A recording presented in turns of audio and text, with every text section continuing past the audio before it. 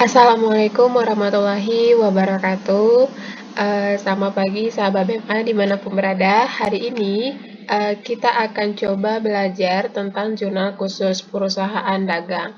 Jadi, kalau kemarin itu kita sudah menyelesaikan tentang siklus akuntansi perusahaan jasa, sekarang kita akan coba menyelesaikan siklus akuntansi yang ada pada perusahaan dagang. Nah, untuk menyelesaikan siklus itu, kita akan coba mulai dari memahami jurnal khusus perusahaan dagang terlebih dahulu. Oke, di sini saya akan coba jelaskan kepada sahabat BMA dimanapun berada, apa itu sebenarnya jurnal khusus. Nah, jurnal khusus ini adalah satu jurnal yang memang secara khusus digunakan untuk mencatat transaksi-transaksi yang sejenis. Nah, kemudian ini transaksinya sering terjadi atau secara berulang-ulang terjadi dalam sebuah perusahaan. Nah, kemudian karena sering terjadi itulah maka dibuatkan yang namanya atau disusun atau dibentuk yang namanya jurnal khusus. Oke. Nah, kemudian jurnal khusus ini terdiri dari beberapa jurnal. Ya, yang pertama itu adalah jurnal pembelian, kemudian jurnal penjualan, jurnal umum jurnal penerimaan kas, jurnal pengeluaran kas, dan ada tambahan jurnal umum. Ya, jadi ke lima jurnal ini memiliki fungsinya masing-masing. Jadi tidak bisa kita itu melakukan transaksi yang berkaitan dengan pembelian, tapi kita masukkan ke jurnal pembelian. Atau transaksi yang masuknya jurnal penerimaan kas, tapi kita masukkan ke jurnal penjualan. Itu tidak bisa kita lakukan. Jadi memang sudah ada ketentuannya masing-masing. Jurnal pembelian itu untuk apa, jurnal penjualan itu untuk apa, jurnal penerimaan kas itu untuk apa, jurnal pengeluaran kas untuk apa, dan jurnal umum untuk apa. Nah, untuk lebih jelasnya, mari kita coba lihat bentuk dari jurnal khusus. Oke, ini dia yang pertama. Jadi, di sini ada dua bentuk jurnal khusus yang berkaitan tentang jurnal penjualan. Sebelumnya saya akan coba jelaskan terlebih dahulu, jurnal penjualan ini kita gunakan untuk mencatat seluruh transaksi yang terjadi dalam perusahaan berkaitan dengan penjualan yang dilakukan secara kredit. Jadi di sini penjualannya itu dilakukan secara kredit. Ya, jadi kalau misalnya penjualannya tidak secara kredit, maka tidak kita gunakan yang namanya jurnal penjualan. Oke, di sini kenapa ada dua bentuk ya? Di sini ada dua bentuk jurnal penjualan dan ada perbedaannya memang dari bentuk ini karena di sini kita gunakan jurnal penjualannya ketika melakukan pencatatan dengan metode periodik. Nah, kalau yang ini ketika kita melakukan pencatatan jurnal penjualan itu transaksinya dengan metode perpetual. Jadi ketika pakai metode periodik dan metode perpetual itu tidak boleh sama. Ya, bentuknya tidak sama. Nah, karena tidak sama itulah makanya dibuat dua bentuk yang berbeda seperti ini. Ini yang kalau pencatatannya pakai metode periodik, nah ini dia seperti ini. Tanggal, nomor faktur, keterangan, syarat pembayaran, kemudian ref, kemudian ada di sini debit, piutang dagang, kemudian di sini ada kredit penjualan. Nah, kalau di sini ya sampai di ref ini masih sama, tapi perbedaannya itu adalah di sini. Kalau di sini piutang dagang di debit itu hanya piutang dagang, di sini ada piutang dagang dan harga pokok penjualan. Nah, kalau di sini kredit itu hanya ada penjualan, di sini ada akun penjualan dan persediaan barang dagang. Jadi perbedaannya itu ada penambahan akun harga pokok penjualan dan akun persediaan barang dagang.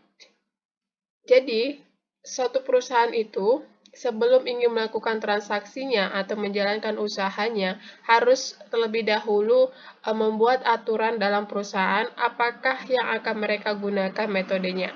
Ketika mereka menggunakan metode periodik, maka sampai kapanpun harus konsisten menggunakan metode periodik dalam melakukan pencatatannya.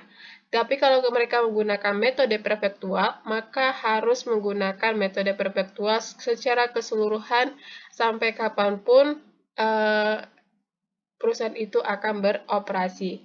Nah, jadi kalau misalnya ada transaksi yang melakukan penjualan secara kredit dengan menggunakan metode periodik, maka pakailah bentuk jurnal penjualan seperti ini.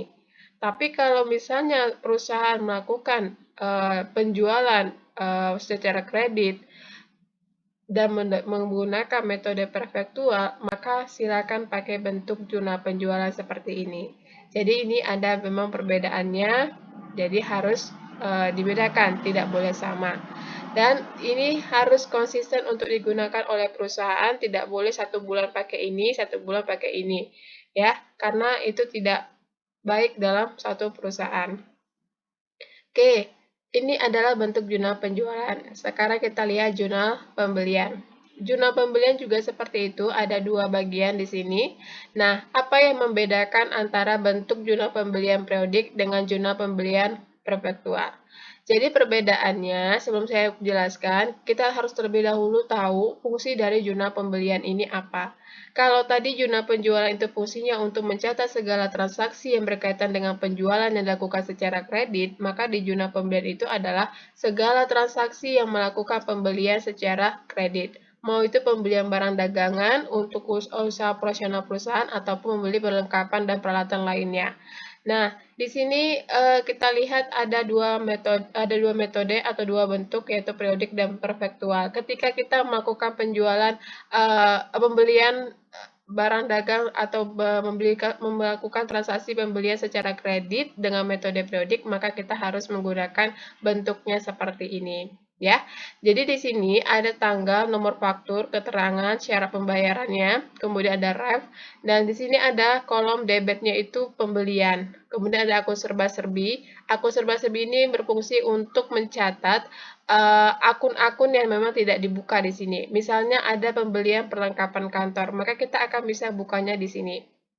Nah, jadi kalau misalnya membeli barang dagang, kita tinggal masukkan ini di kolom sini. Tapi kalau misalnya kita membeli peralatan, membeli perlengkapan, kemudian membeli sesuatu barang bukan untuk digunakan dijual kembali atau digunakan untuk kegiatan operasional perusahaan, maka kita akan masukkan dia ke akun serba-serbi. Kita buka di akun serba-serbi. Kemudian di kolom kreditnya ada utang dagang. Ini menandakan bahwasanya pembelian itu dilakukan secara kredit. Oke. Nah, apa bedanya dengan metode perfektual? Kalau metode perfektual itu kita menggunakan di sini persediaan barang dagang akunnya, bukan pembelian. Tapi secara yang lain itu sama, ya. Jadi di sini ada kolom tanggal, nomor faktur, keterangan, syarat pembayaran, ref. Kemudian di sini ada persediaan barang dagang akunnya. Kalau di sini pembelian. Nah, kemudian apalagi? Nah, di sini juga sama ada akun serba-serbi. Jadi ketika kita membeli selain dari membeli barang pokok untuk dijual kembali, maka kita bisa membuat akun itu di sini. Ya, misalnya membeli apapun itu, selain dari membeli barang untuk dijual kembali, maka itu kita masukkan ke dalam sini. Nah, kemudian di kolom kredit juga ada akun utang dagang yang menandakan bahwasanya ini memang jurnal pembelian atau transaksi pembelian yang dilakukan secara kredit. Oke. Saya rasa untuk jurnal pembelian sudah pada paham. Kemudian kita lihat lagi di sini ada jurnal penerimaan kas.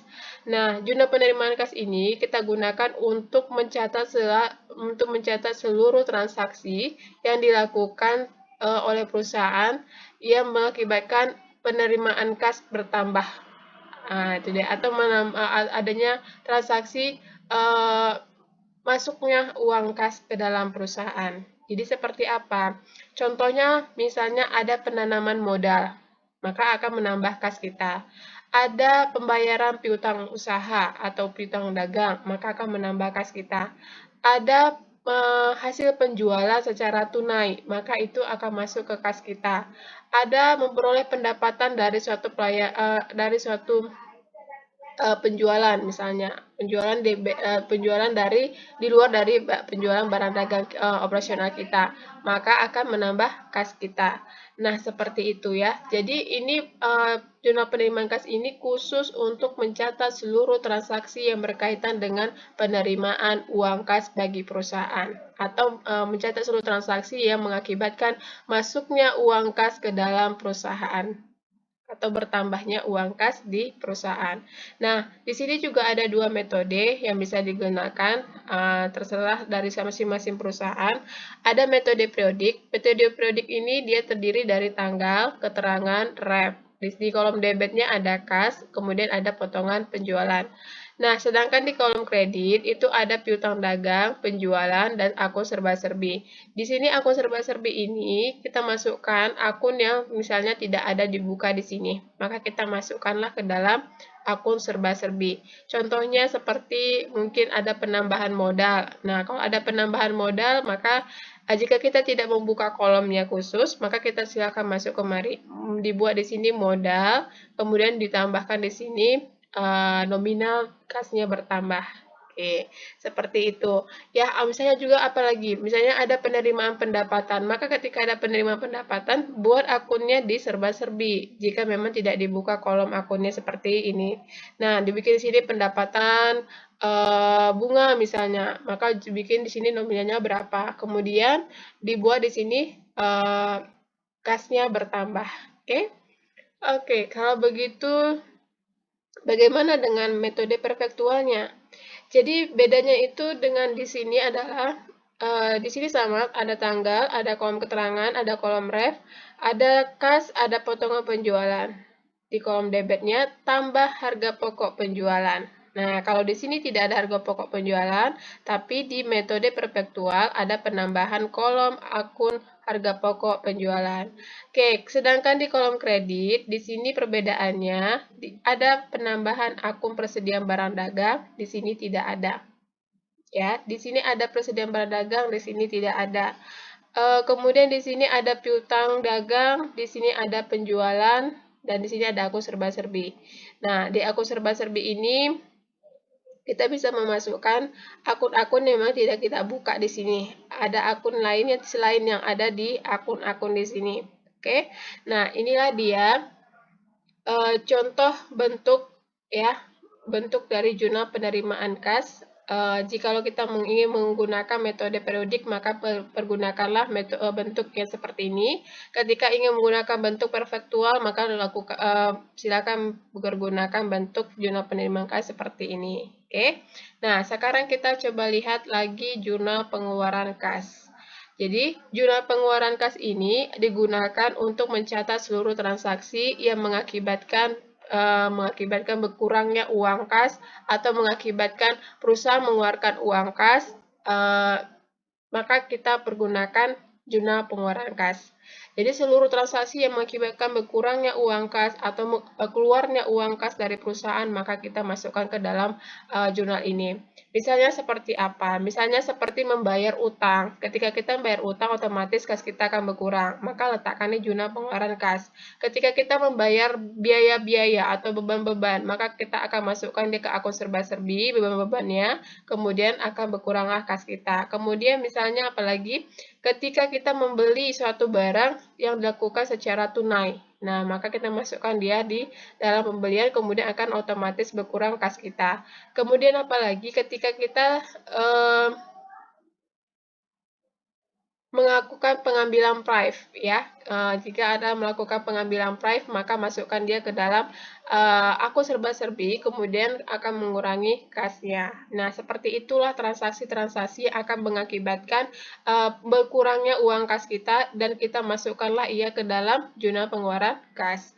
Nah, di sini juga ada dua bentuk antara metode periodik dan metode perfektual. Nah, kalau kita lihat perbedaannya apa, di sini sebenarnya perbedaannya tidak jauh ya. Di sini ada kolom tanggal, keterangan, ref, sama. Tanggal, keterangan, ref. Nah, di sini di kolom debit ada pembelian, utang dagang, serba-serbi. Ya, ini serba-serbi, akun serba-serbi ini memasukkan akun yang tidak ada dibuka di sini. Nah, kalau tidak dibuka, maka kita masukkan ke dalam akun serba-serbi, biar kolomnya tidak terlalu banyak, maka kita masukkan saja seperti ini. Nah, bedanya dengan metode perfektual adalah di sini ada akun pembelian, tapi di sini diakui sebagai akun persediaan barang dagang. Nah, ini saja yang perbedaannya. Untuk kredit sama-sama, di sini ada potongan pembelian, di sini ada kas. Di sini juga sama.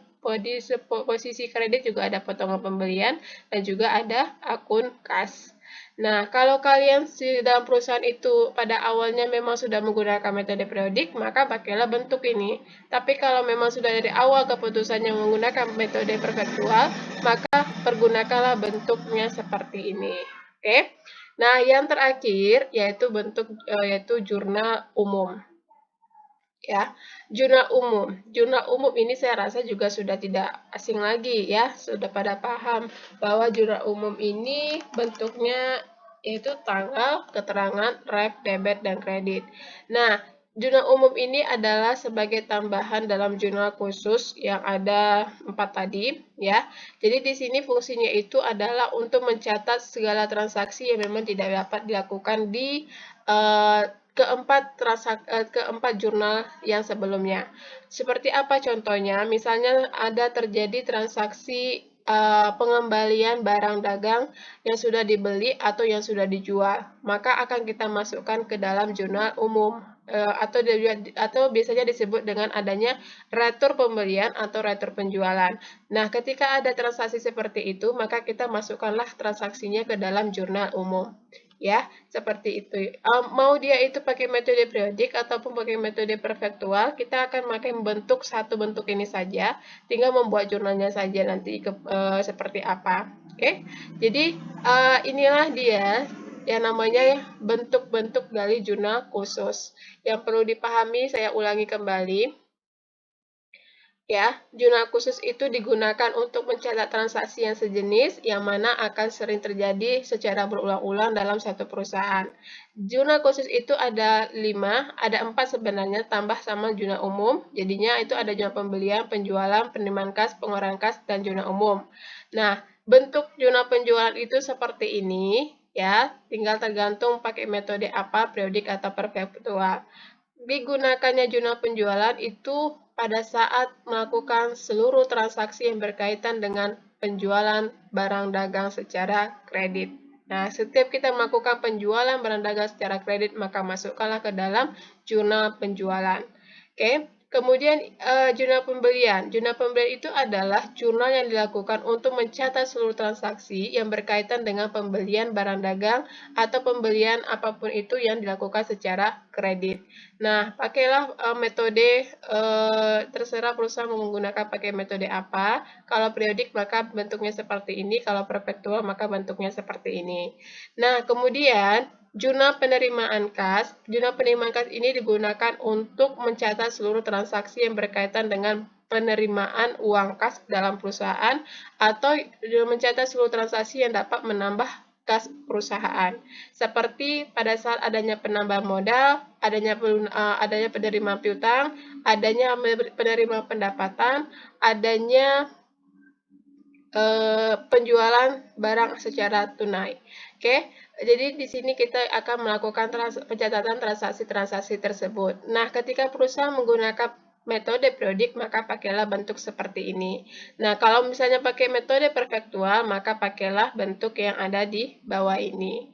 Oke, kemudian pengeluaran kas. Pengeluaran kas adalah mencatat seluruh transaksi yang berkaitan dengan berkurangnya uang kas perusahaan atau berkaitan dengan mengeluarkan uang kas perusahaan. Jadi contohnya seperti membayar utang, membeli barang dagang secara tunai, atau membeli apapun itu yang dilakukan secara tunai, kemudian membayar biaya-biaya atau beban seperti listrik, air, telepon, dan lain sebagainya. Kemudian ketika ada pengambilan prive dan lain sebagainya yang akan mengakibatkan uang kas perusahaan berkurang, maka masukkanlah ke dalam jurnal pengeluaran kas. Nah, di sini kalau kita perusahaan menggunakan pakai metode periodik, silakan pakai bentuk ini. Nah, kalau dia pakai bentuk perfektual, maka inilah dia. Kalau pakai metode perfektual, maka inilah bentuknya. Oke. Nah, selain itu, jikalau misalnya ada terjadi transaksi pengembalian barang dagang atau pengembalian barang yang sudah dibeli atau pengembalian barang yang sudah dijual, maka kita akan masukkan dia ke dalam jurnal umum. Di sini dia. Oke, inilah dia yang bisa saya jelaskan tentang pengertian jurnal khusus dan pengertian masing-masing jurnal yang ada dalam jurnal khusus beserta bentuknya seperti apa. Oke, saya rasa untuk pengertian dan bentuk serta penjelasan fungsinya masing-masing jurnal khusus ini sudah pada bisa paham. Untuk contohnya seperti apa dalam melakukan penyusunan jurnal khusus ini akan saya coba jelaskan di tahap berikutnya. Oke, sampai jumpa dan assalamualaikum warahmatullahi wabarakatuh.